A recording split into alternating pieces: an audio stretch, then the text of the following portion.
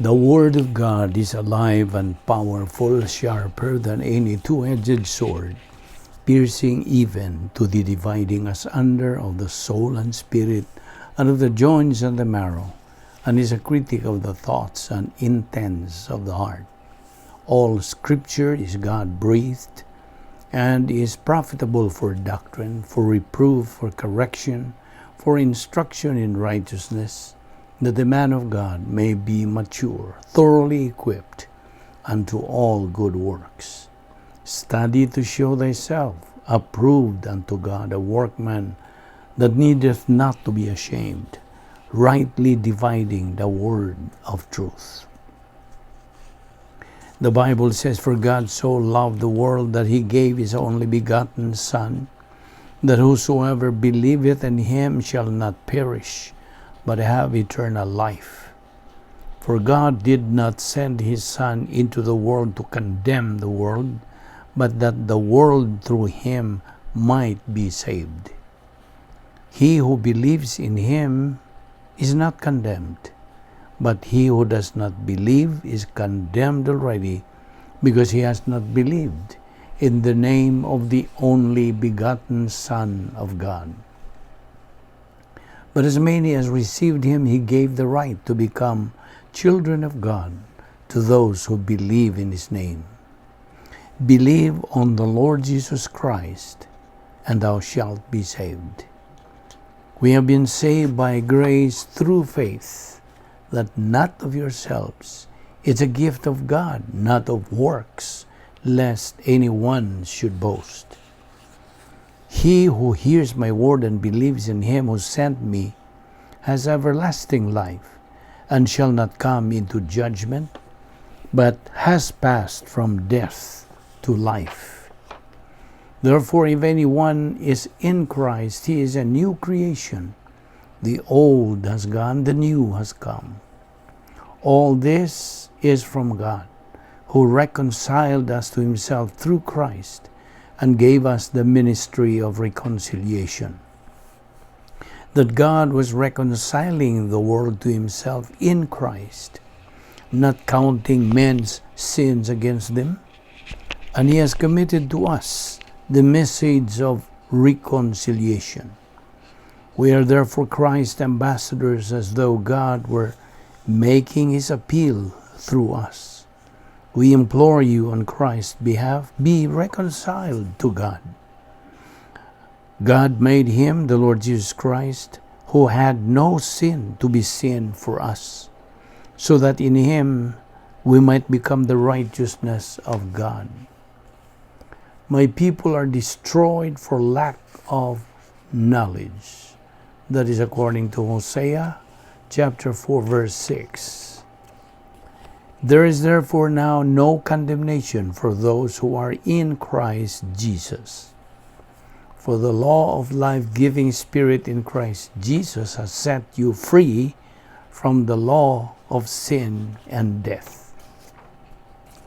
I give them eternal life, and they will never perish. No one will snatch them from my hand. The Lord is my helper, and I will not be afraid. What can man do to me? For all who are led by the Spirit of God are the sons of God. Whoever is not with me is against me, and whoever does not gather with me scatters.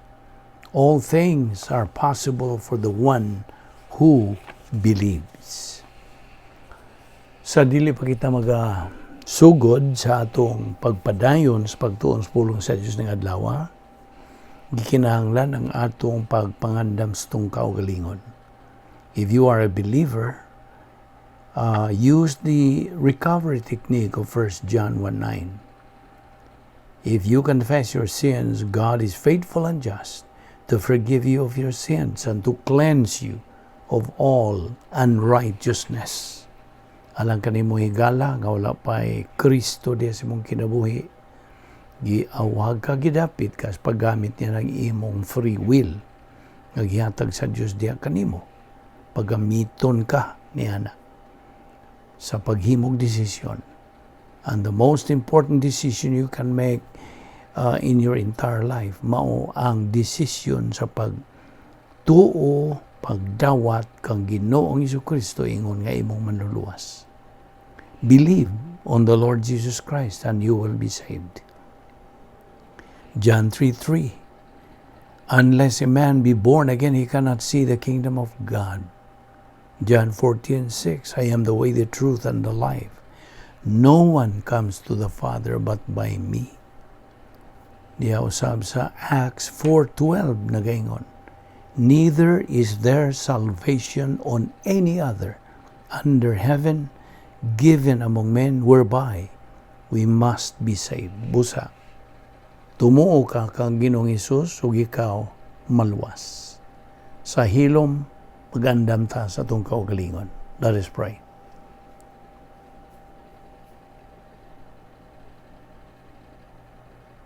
Balaan na mo nga Diyos, nagpasalamat kami kanimo sa imong pagdala ka namo sa makausapa dinhi nining among Bible study through the YouTube ubo sa Balbido Evangelistic Ministry.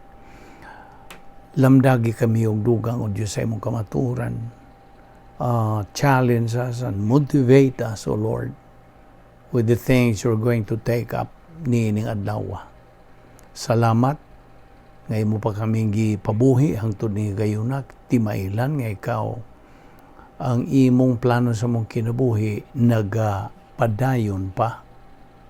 Grasya kining tanan o Dios bisan pa sa imong paglugway sa mong kinabuhi. Grasya. Salamat ning tanan o Dios sa ngalan ni Ginoong Jesucristo. Amen. Well, mayong adlaw sa tanan natong mga higala, mga igsoon diha ni Kristo, welcome na sa atong Bible study through the YouTube.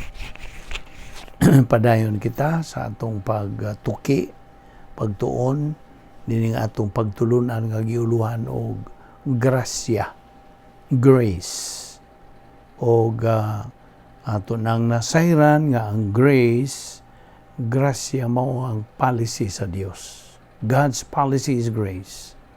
Ang iyahan ni Satanas, the avowed enemy sa Dios, mao ang dautan, evil.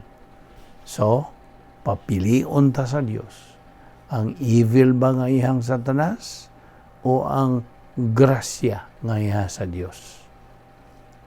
We have free will to use. Busa, ato naman kining define ang the word grace.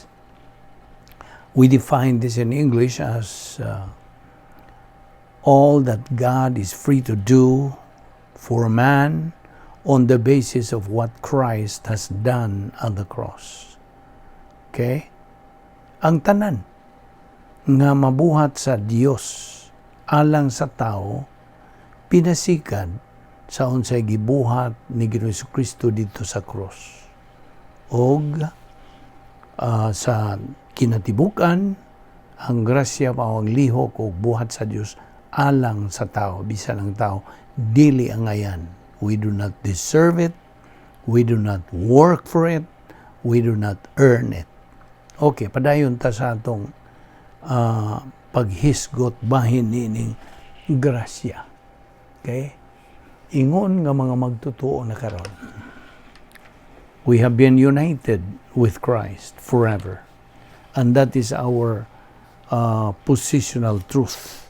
Muna atong tinuod, matuod nga kahimtang nato.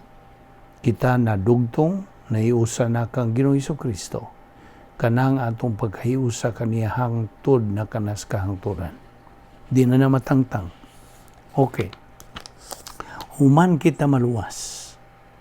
Human kita mo dawat ni Ginoong Jesucristo nga atong manluluwas.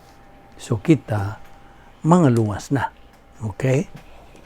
Kay luwas naman kita, ang sunod nga mando sa Dios alang kanato mao ang 2 Pedro 3:18 nga nagaingon, grow in grace and in the knowledge of our Lord and Savior Jesus Christ.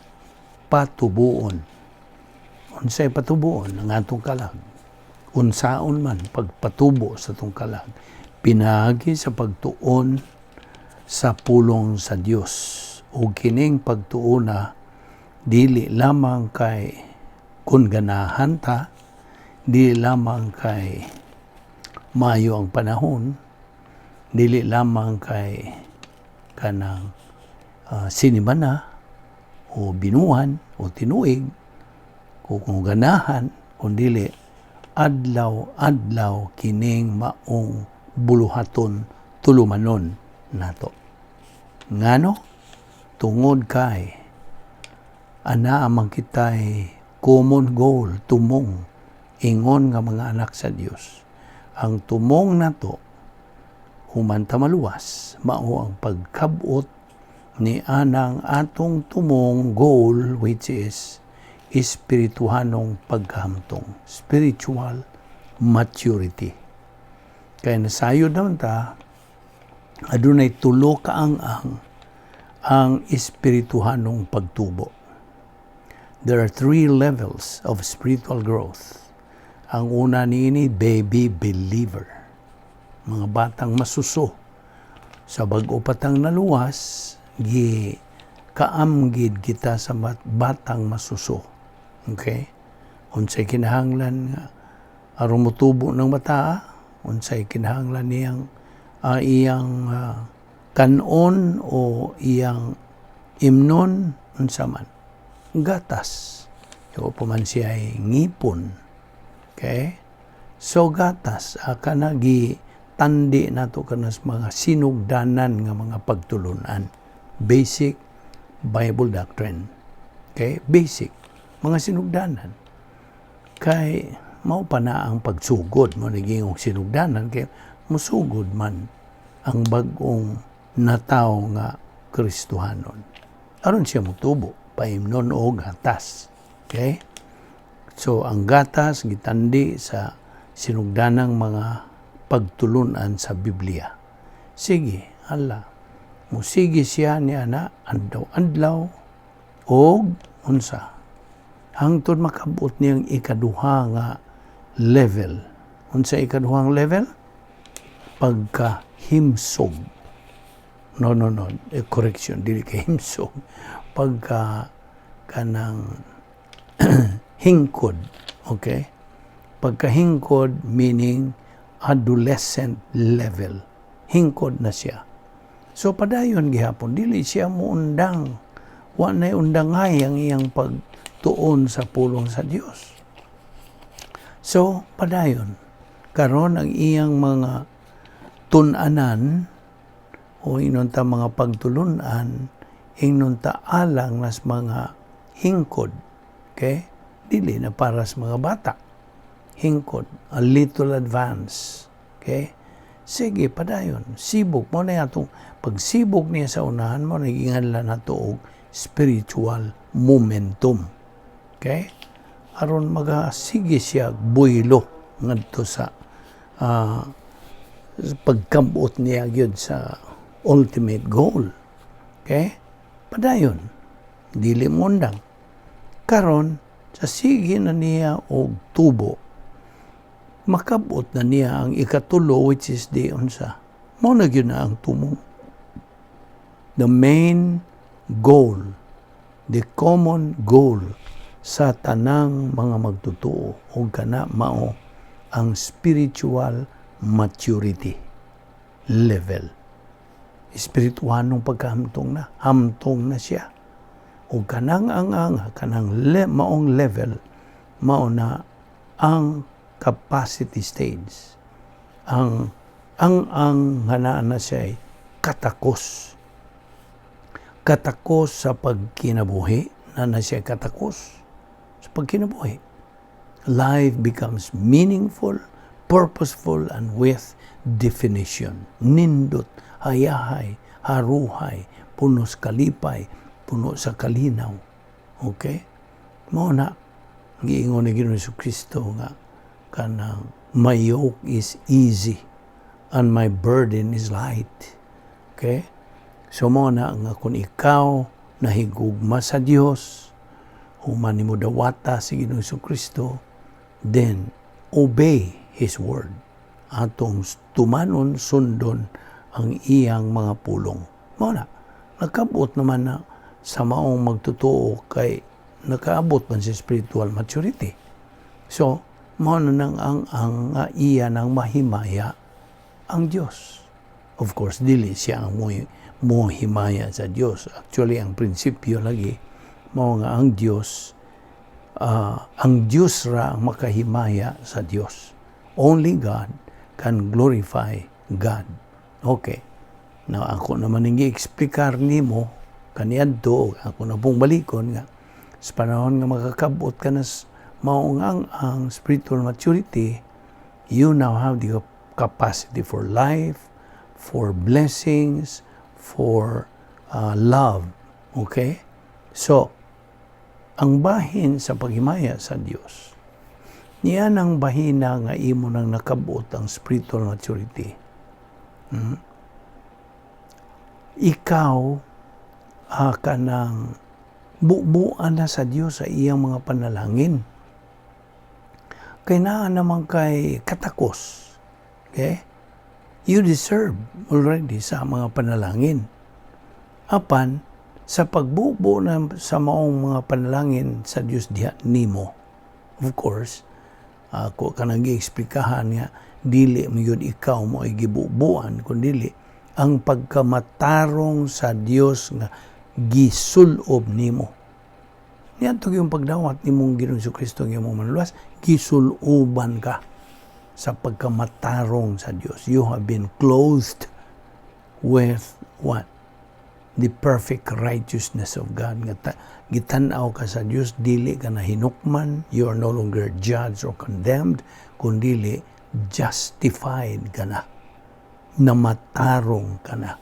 O kanang pagkamatarong sa Diyos nga gisulob diha kanimo, mao nay buan sa panalangin sa Dios. Pinagi sa padahili na sa Dios nganha sa grace pipeline, tubo sa grasya. Iyang ibubo itong mga panalangin. Padahili, okay? Ipaslide ngadto sa ubos, ngadto sa imong gisulob nga pagkamatarong sa Dios. Nagsabot ka ba? Atong hinahinayan niyan, labi na kamong mga bag-o pa. Okay? So, ang panalangin sa Dios mudahili, ambog ngadto, tumong, diretso ngadto sa pagkamatarong sa Dios nga imong gisulob. Sukad niya itong naluwas ka. O, of course, may dahili naman ang panalangin, anha mahimaya ang Diyos. Nahimaya sa Diyos ang iyang pagka-Diyos. You see? Kay ikaw nga anak sa Diyos, nakatuman na ka man, nakakabot ka man sa atong tumong common goal, which is spiritual maturity. Mao ka na ang paagi. Gilatid gini sa pulong sa Dios. So makita nimo nga dili sayon ang pag-ingon lang glory be to God. To God be the glory. Dili sayon ang pag-ingon niya na. Murag lip service ra nagmoingon kaniya na. Ang tinuod mao nga ang Dios ray makahimaya sa Dios. Pinaagi sa imong unsa? Pagtuman sa iyang mando, sugo. You see? Iyang kabubutan imo magisunod. Kaya all the while, by the way, atong i-rewind gamay. All the while, samtang dinhi ka pa, ining kalibutan, nganlag kosmos, diabolikos, kalibutan nga, gidumala ni Satanas. Didto ka man magapuyo sa divine dynasphere. Kining divine dynasphere, by the way, ang nga ni ining divine dynasphere nga maunay puloy-ana natong mga magtotoo. This is our royal palace, our residence. Okay? Mauni ginganlan og operational divine dynasphere. Si Ginoong Jesucristo samtang dinhi pa sa iyang unang pag-ani, first advent, nagpuyo pod siya og divine dynasty. Apan ang iyahang divine dynasty gitawag og prototype divine dynasty. Ug kadto na pruibahan gyud niya. Na kanang prubahan mao ba nay sa hustong Bisaya na prubahan. Kanang gipamatuod yun niya nga kanang it will work. Mao na ihimplo si Ginoong Jesucristo. He's the example nga nakatuman siya sa kanang mga tulumanon nga kanang pinasikan sa plano sa Dios. You see? Of course, yung pagkinabuhi din ingon nga tao og Dios ang iyang pagkatao. Of course, nagtuman siya sa kabubuton siyang kanang langit nung amahan. You see? Mao nang naprubahan yun niya nga. Mao nang nakabot yung Ginoong Jesucristo ang iyang pagkamananaog, winner, overcomer, you see, achiever. Mabuot po sa Diyos nga ato kining makabot. Nakasabot ka?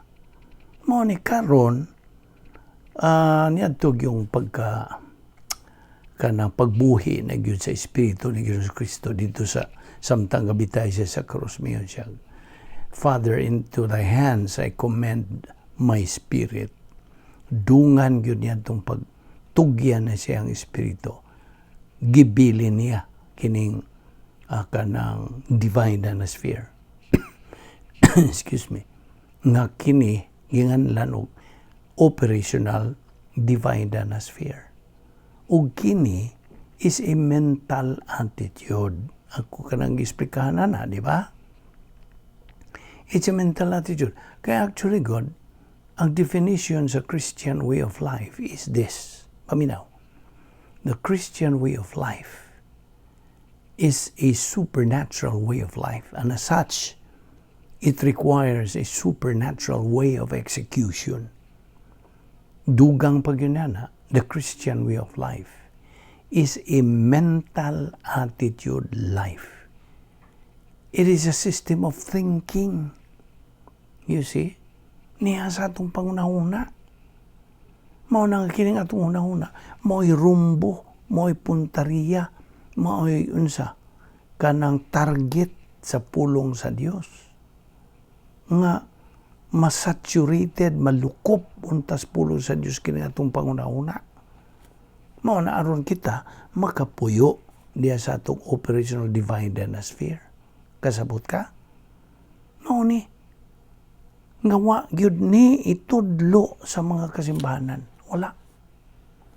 Wa gyud kanang kabuot ni ining maong pagtulunan diya sa pulong sa Diyos. Kaya kini atong ipangtunan, di ba ako kadanggingnan?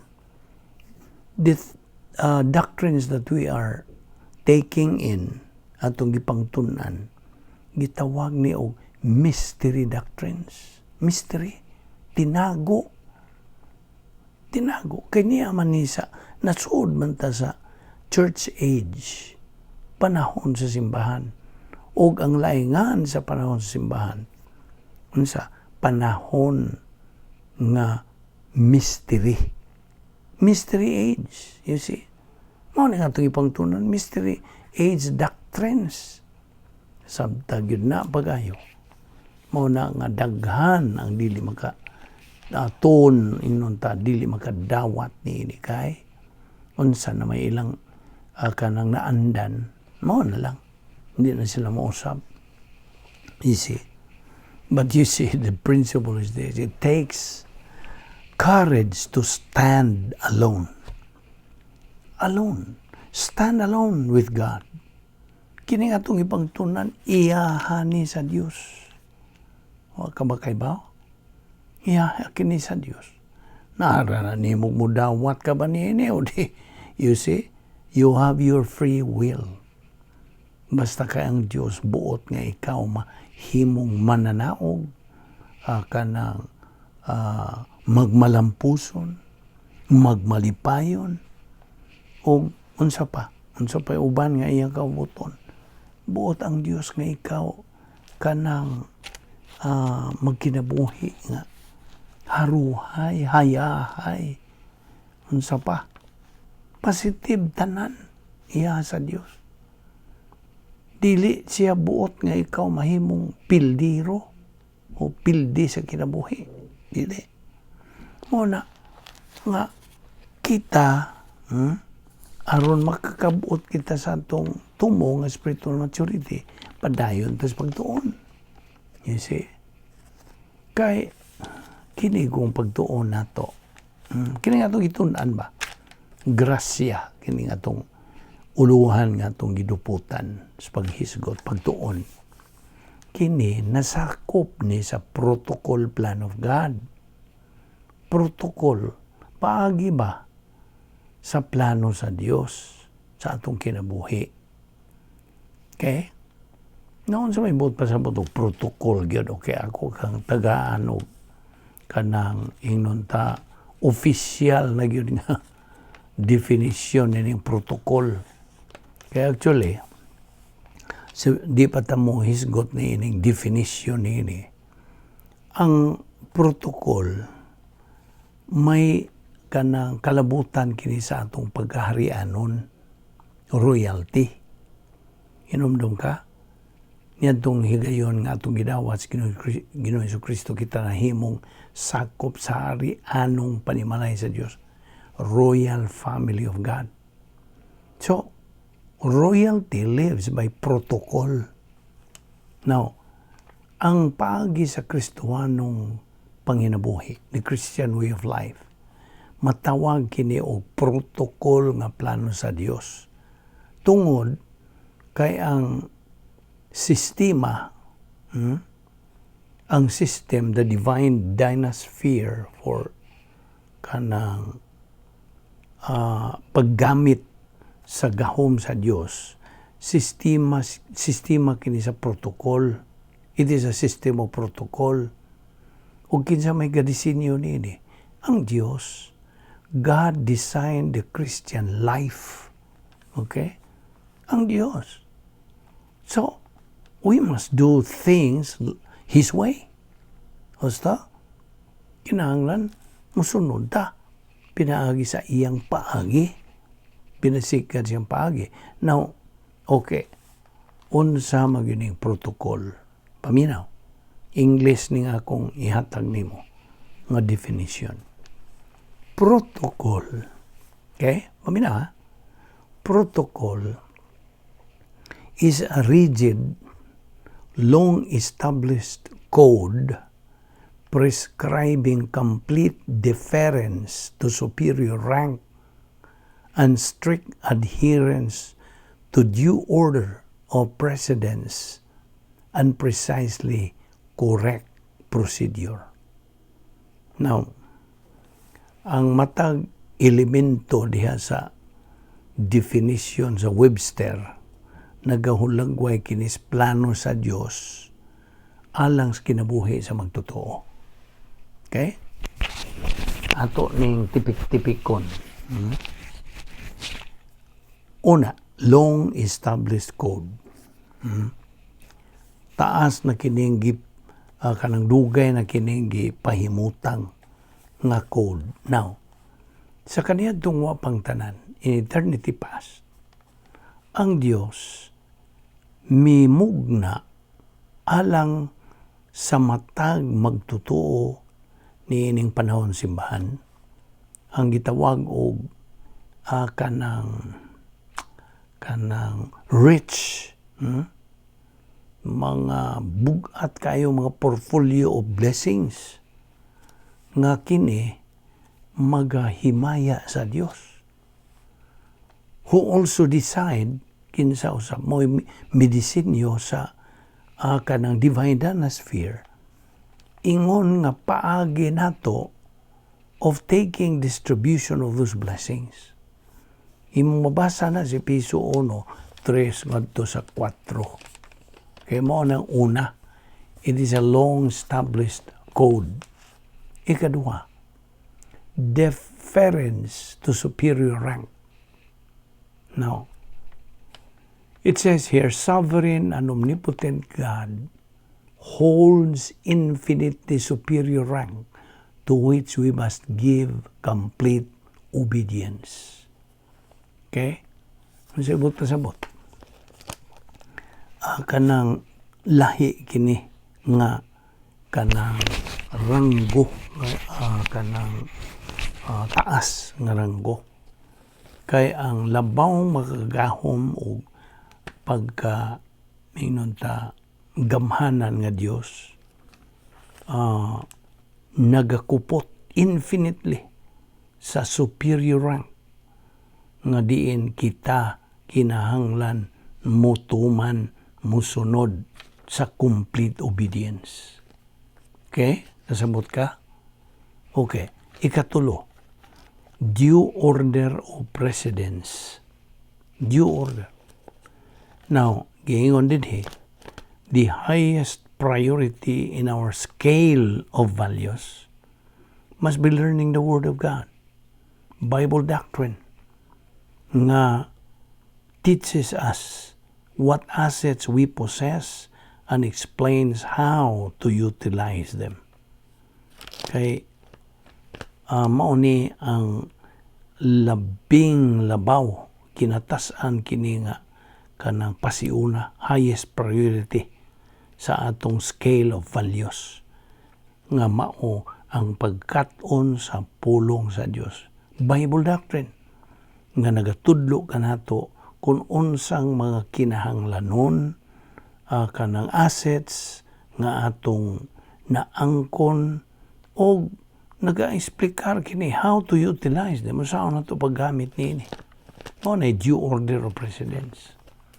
Nga ikaw pat, precisely correct procedure. Now, giingon din nga only by adhering to God's precise policies.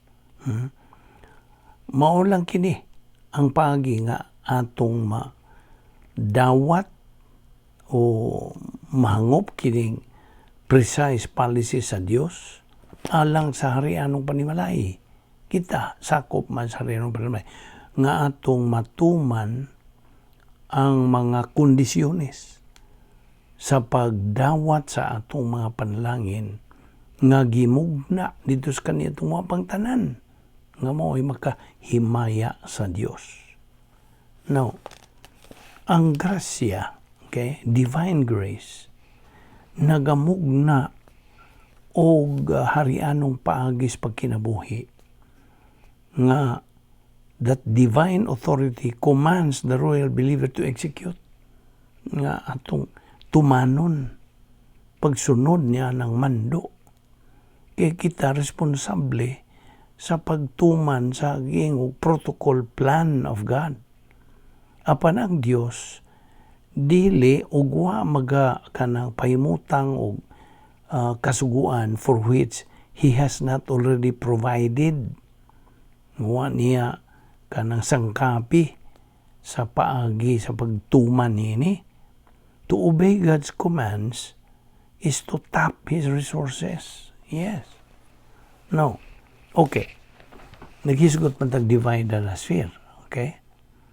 Ang laingan sa divine sphere, of course, it's operational. Kay mao man ang atong description sa atong kanang protocol plan of God or divine sphere. Operational. Gawas pa nila, protocol plan of God, God's power system, unsa pa, the Christian way of life. Okay? Ana diha ang gahom sa Dios. Okay. Now, kining divine sphere, by the way, kining pulong nga dynasphere, di na nimo kitaan diya sa diksyonaryo. There's no such word as dynasphere. Kombinasyon na lang na sa duha ka Grigong pulong nga ilan ni kining gi-transliterate dynasphere. Now, kanang dyna gikan kanas original nga Griyong pulong nga dunamis. Dunamis. Unsay buta sa dunamis? Power, gahom. Okay? Dunamis, gahom. Unya ang sphere, lugar, dapit. Okay? Sphere sa Griyong pulong. So dunamis og sphere, gitapo na silang duha o gitransliterate na lang na og dynasphere. Mo mitunga ka ng pulong nga dynasphere, which means mao ni protocol plan of God, God's power system, sistema kini niya nga naang iyang gahom. Okay? Unya paagis pagkinabuhing Kristohanon, the Christian way of life. Okay? O protocol plan of God. Okay? Mao nilaingan. So, dynasphere. The divine dynasphere has 8 gates. Doon ay 8 ka mga ganghaan. Okay? Aron kita musod. Okay? Musod man ta. Niining maong dynasphere. Una, ang unang gate, mo nagingan lang og power gate. Ganghaan kini nga na ay gahom. Power gate. Unsa man ning gahoma? Dili ni tawhanong gahom, ha? Gahom ni gumikan sa pagpuno sa Espiritu Santo kanato. Kano sa aman ta mapun-i sa Espiritu Santo? Sa panahon nga kita mo rebound, mo kumpisal, mo hingan, mo admitir, mo angkon nga nakabuhat ang mga sala, ug human nato hinganli ngadto sa Dios nga mahan, kita malimpyuhan. Okay? O kay limpyo naman ta, ang Diyos Espiritu Santo makapuno na kanato. Kasabot ka? That is the feeling of the Holy Spirit. Power. Human ka mo po ni Espiritu Santo na nakay gahom. Dili na tawhanong gahom. Gahom na sa Diyos Espiritu Santo. Okay? Okay, mao na ang ganghaan. Unang ganghaan. First gate. Power gate. The feeling of the Holy Spirit. Ikaduhang ganghaan. Basic Christian modus operandi. Okay? Basic. Sinugdanan. Sinugdanan kini nga unsa. Pamaagi sa Kristohanon nga pagkinabuhi. Modus operandi. Christian modus operandi. Basic.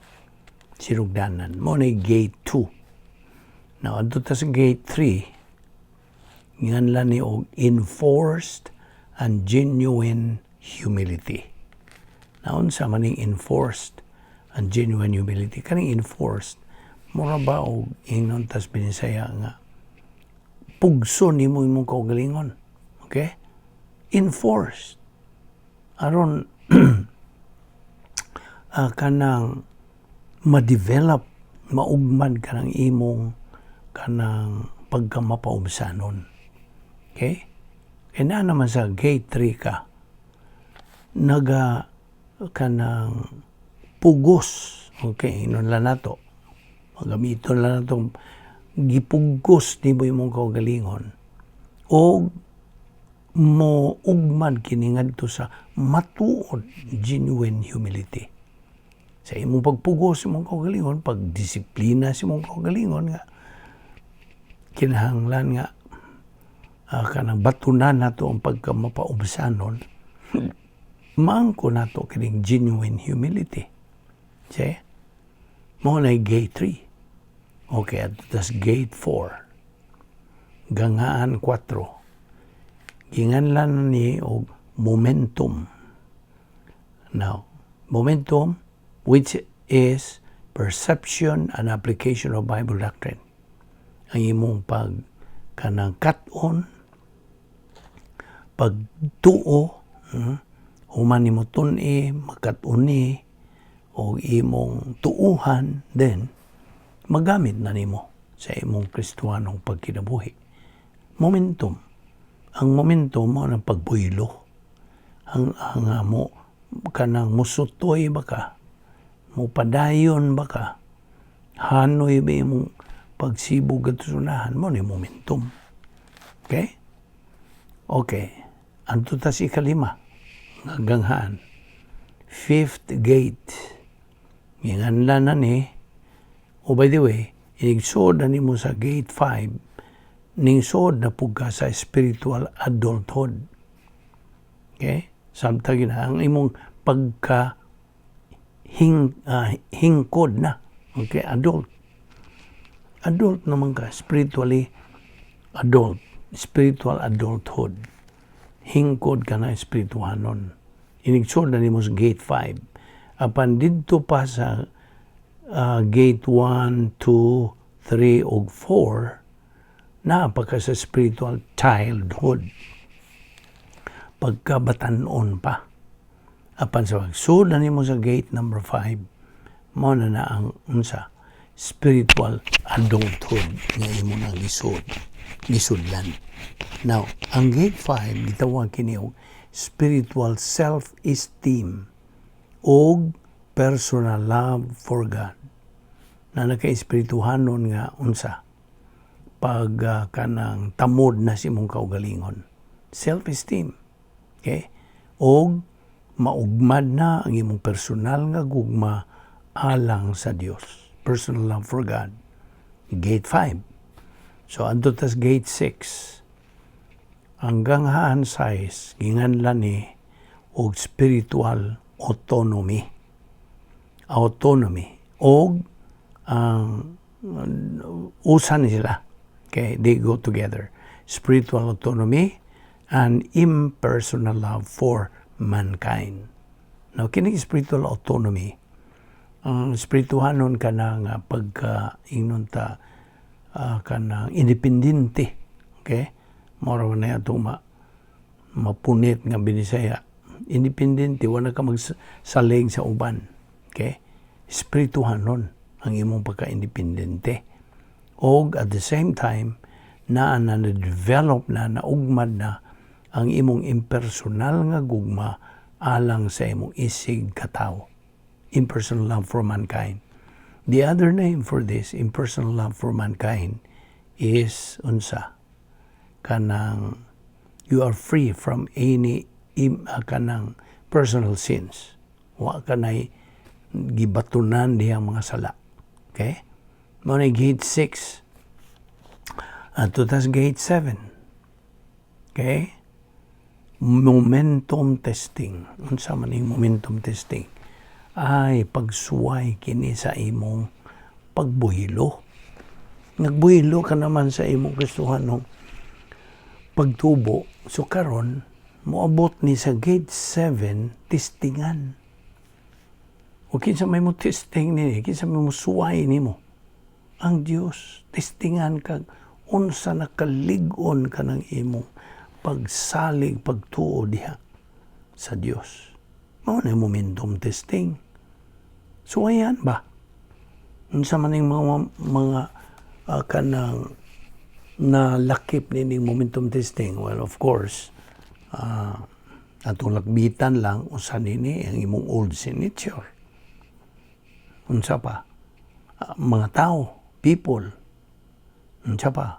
Imong panghunahuna, thought, testingan. Sunod, systems. Kining sistema ning kalibutan na iyaman Satanas. Unsa pa? Kanang arrogance, complex, ang imong pagka mapahitas-on.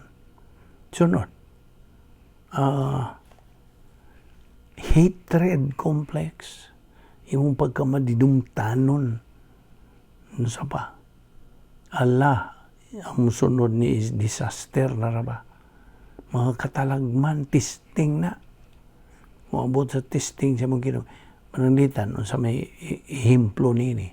Well, pananglitan ay sakop siyang panimalay madisgasya. Okay? Unsa pa? Ikaw muwad ang trabaho. Di ba na disaster? Unsa pa? Na ay mamatay sa sakop sa pamilya, di ba na disaster? Okay? Mo ni abot testing nga kanang, of course, God expects you to kanang go through with it with flying colors. You see? O karon, ang sunod nga momentum testing, ang unsa, ang imo ng pag-uswag, pag-asinso, prosperity ba? You will be prospered. Mo-asinso ka, madato ka na, mamilyonaryo ka na, ning asinso ang imo mga negosyo. All of this, prosperity. Ug kining maong pagtesting, pagsuway nimo, mao ni kinagrabihan sa tanan. Ngano man? Baga ngano? Tungod kay iniguswag nimo asinso ka na. Testing na sa Dios og musigi pa bagkas imong pagtuon sa pulong sa Dios, musigi pa pagtubo. Kasabot ka? Og daghan ra ba paminaw? Daghan ra ba kanatong mga magtutuo ang napakyas nini? Na kanang hagba nini. We fail. Mo ni kinagrabihang testing. Okay? So mo nang momentum testing. Gate 7. Nga mo gitang tanang mga magtutuo nini. Gitang kay skapo. O adto ta sa ikawalo nga gangaan, the 8th gate, which is spiritual maturity. Namo na paghamtong espirituanon. So, ang pagkahamtong espirituanon mao na kanang giingon og unsa kanang capacity stage ato ning ipadayon ugma. Ayo si piyata ang sumpay niini. Daghan pa kitang mga nindo tukul ba hinam pag yung mga doktrina, mga pagtulunan gikas pulong sa Dios. Magampot ta. Ama namong Dios, salamat sa imong grasya nga among ipahimuslan. Salamat o Dios sa imong paglamdag kanamo sa dugang pagkamaturan. Salamat nini among Bible study through the YouTube under the Balbido Evangelistic Ministry. Panalangin kini o Dios, gamita kini in a mighty way o sumala sa imong plano. Dada kami pagbalik ugma dinhi ron kami makapadayon sa among pagtubo, pagtuon sa imong pulong aron kami mutubo kini nga among kalag aron makahimaya, makakabot kami niya ng dapit nga ginganlan o capacity stage. Salamat ning tanan o Dios. Sa ngalan ni Ginoong Hesukristo, among manluluwas. Amen.